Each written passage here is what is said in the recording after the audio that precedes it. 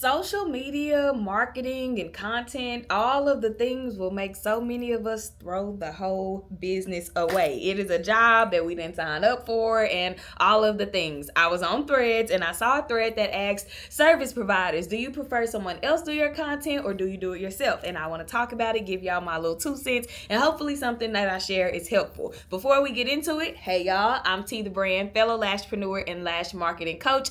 I help lash artists make content easy, marketing simple, and bookings consistent. Lash artists do lashes, but lash marketers grow clientele. Which one are you? I hope it's a lash marketer. You can absolutely do both. Okay, let's get into the thing. So, first things first, I want to just kind of share about my journey with content. My content now, I think it's pretty great. My content, when I first started lashing back in 2020, terrible. It was terrible. The fonts were terrible. The aligning of the words and things were terrible. The colors were terrible. My content used to be hot pink, yellow, and black, and then it shifted from like hot pink to silver, and it was all bad. Okay, and I didn't know what exactly I needed to be sharing or posting, so it was just all a real big poop show.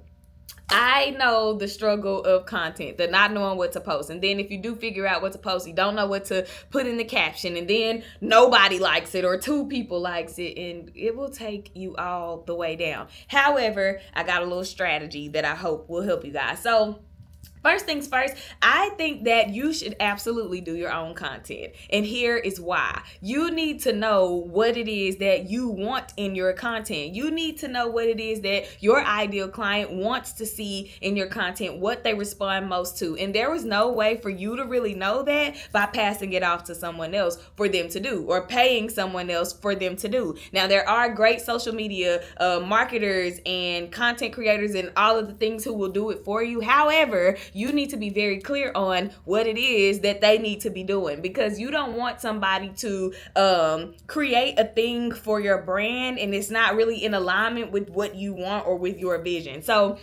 I think that you should absolutely at least start off by doing it on your own. And the best thing that helped me to do this, I'm going to try to give y'all my little content plan strategy in this video, because I'm a very visual person, and I mean, there's nowhere for me to put the visuals. So this is what I do. First things first, I got very clear on who my ideal client was. Your target audience is the center of everything you do. It is the foundation of your lash business. Imagine building a house on quicksand or building a house on mud. It's going to sink. Even if you build a house in the desert, it may rain in the desert, but either way, it's going to sink. You need a very strong, very solid foundation, because everything you do depends on your target audience. If the foundation is the target audience, this is the bottom of the house. And then you have this over here is your brand identity. And then this over here is your content. And then this is your marketing to kind of bring it all together. If this is not solid, if you don't know who you're creating the brand for so that they can relate to it, then you won't be able to create content that is on brand for this person.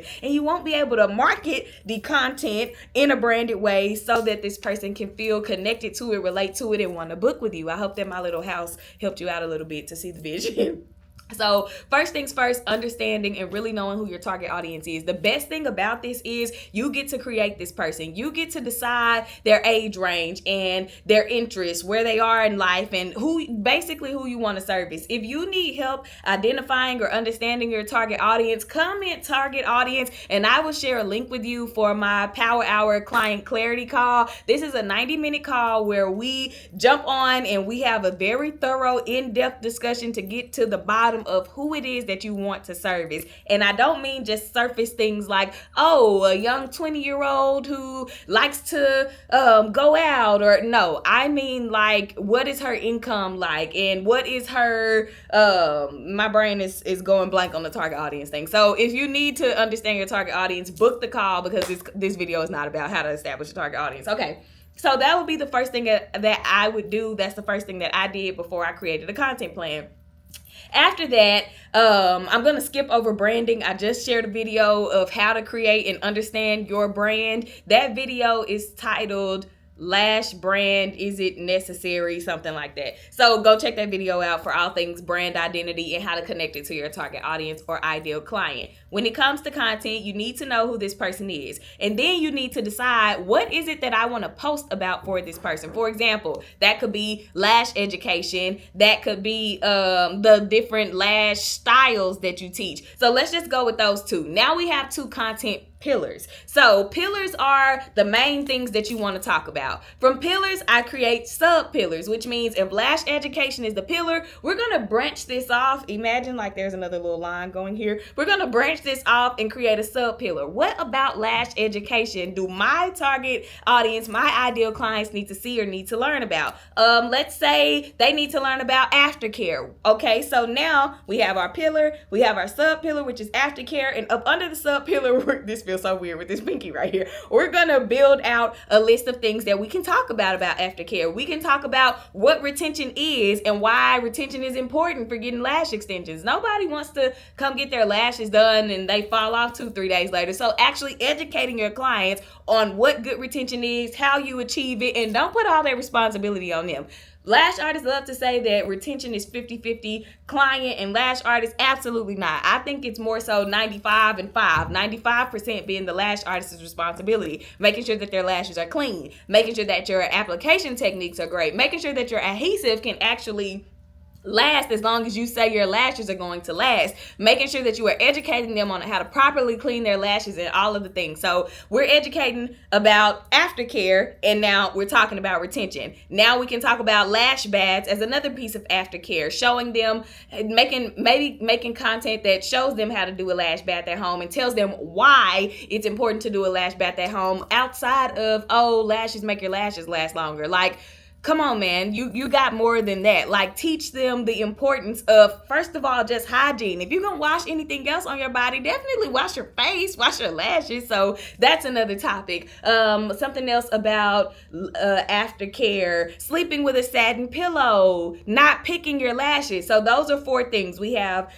retention, we have lash bath, we have satin pillows, and we have no picking, keep your hands out of your lashes. That right there are now 4 those right there are now 4 topics, 4 content topics that your target audience needs to see about lash education. So now we have these 4 pieces of, we have these 4 topics. What we can do from there is make 5 pieces of content from each topic. Let's take the lash bath. We can make a reel about a lash bath. We can make a carousel about a lash bath. A carousel are those posts that you swipe through and you see all the different posts. A carousel, you can make a static post that's just one standard picture, standalone picture or video. And I don't think Instagram doesn't let you do like the IGTV videos anymore. So a static post, it wouldn't need to be a video. Otherwise, it's going to make it a reel. You can go live about that lash bath. And I know a lot of people cringe and get all scared when you go live. Listen, this is a time for you to educate your clients. Educating your clients separates you from other lash artists. I say it all the time in all of my content and at all of the conferences that I speak at. Educational marketing was a real game changer for me. It separated me from so many other lash artists in my city and in the industry period, because people weren't doing it. While lash artists were doing trends and day in the life and lash with me, I was actually teaching my clients about lash, all things lash related. So I strongly recommend it. So now we have a live. Get on that live and talk about the lash bath, even if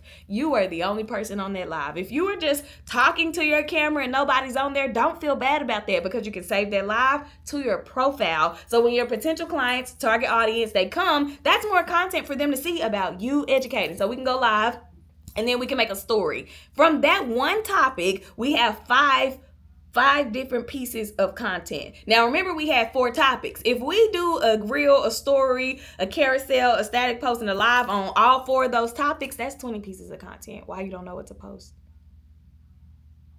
Okay, so anyway, so if you need help with creating a content plan like that, drop content in the caption, drop content in the comments, and I will give you the link for my Power Hour content clarity call. And on that call, we will go through all of the things to make sure that you have a solid plan for your, come on brain, it's stopping. A solid plan for your content. And then I also have a marketing call as well as a branding call. So yes, I think that you should 100% know exactly what it is that you want to be informing your clients on through your content. And in order to do that, you have to do the work yourself. And after you have done the work and you know your brand tone, which means you know how you want to sound in a caption, and you know the kind of content that you want to create because you have a plan, then once you have a solid handle on that, I think it is the perfect time for you to then hire somebody to do your marketing and your content for you, because you want to make sure this person can reflect you, reflect your brand. You don't want a warm tone to your brand to where people can really relate to you as a woman and all of the things, and then you have somebody doing your content and you sound like a infographic on a spa website. They don't align, and now your content and your audience are no longer connecting. So I know it may seem a lot easier, a lot more stress relieving to have someone else do it, but if you don't know 100% through and through what your target audience needs, what your branding is like, all of the things regarding your content process, your content plan, and how you want that content marketed, then the hiring somebody will serve no purpose. You're going to waste time, you're going to waste money, and you're going to be feeling like throw the whole business away because I've done everything that I can, which won't be true. You have not tried to learn and do it for yourself, and that would be why the cookies are crumbling. So I hope this video was helpful. I think that it's totally okay to hire someone to do your marketing and do your content, but only after you are 100% sure on what that actually needs to look like. Again, if you have any questions, drop them in the comments. If you need help with target audience clarity, drop target audience in the comment. Brand clarity, drop brand in the comment. Content clarity, drop content in the comments. Or a marketing strategy, drop marketing in the content, and I will send you the link to schedule the appropriate call. I hope that this was helpful, and I will see y'all in the next one.